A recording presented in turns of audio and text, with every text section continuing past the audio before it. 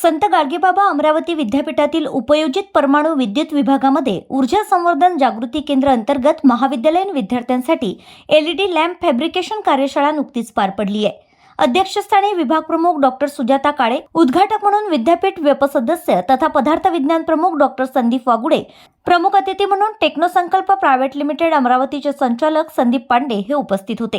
विद्यार्थ्यांनी उपलब्ध संधीचा लाभ घेऊन प्रयत्न करावेत। राष्ट्रीय शैक्षणिक धोरणाच्या मार्गदर्शक तत्वानुसार विद्यार्थ्यांनी आपल्या प्रगतीसाठी प्रयत्नशील असावं, प्रकल्प राबवावे, विविध सर्किट्स तयार करून आपले तांत्रिक कौशल्य वाढवावे असे आवाहन उद्घाटनीय भाषणातून डॉक्टर संदीप वागुडे यांनी विद्यार्थ्यांना केलं। प्रमुख अतिथी संदीप पांडे यांनी कंपनी उभारण्यामागील परिस्थिती, व्यवसाय कशा प्रकारे उभारला याची माहिती देऊन विद्यार्थ्यांना त्यांनी भविष्यासाठी शुभेच्छा दिल्यात। तर प्राध्यापक DR सोळंके यांनी ऊर्जा संवर्धनाचं महत्त्व, एलईडी लॅम्पची कार्यक्षमता, निर्मिती प्रक्रिया यावर विद्यार्थ्यांना मार्गदर्शन केलंय।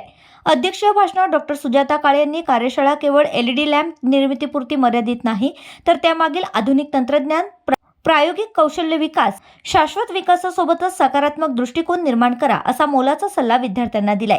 कार्यशाळेत 65 विद्यार्थ्यांनी भाग घेतला होता। विभागातील प्राध्यापक, संशोधक विद्यार्थी, चंद्रकांत चौधरी, NSC अप्लाइड इलेक्ट्रॉनिक्सच्या विद्यार्थ्यांनी प्रशिक्षण दिलं।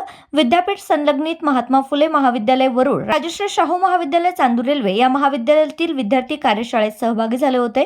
कार्यशाळेला प्राध्यापक KD चिंचखेडे, प्राध्यापक PS कंटाळे, प्राध्यापक AS कदम, प्राध्यापक UV चौधरी, डॉक्टर NN सरकार, प्राध्यापक अमित शाह, प्राध्यापक सोनाली माचेवार, प्राध्यापक यामीन शेख, प्राध्यापक चेतना सावरकर, प्राध्यापक हिमानी राऊत, प्राध्यापक पल्लवी देशमुख हे उपस्थित होते। तर सूत्रसंचालन कुमारी पायल गवई तसेच आभार प्रदर्शन राजकुमार राठोड यांनी केलं आहे।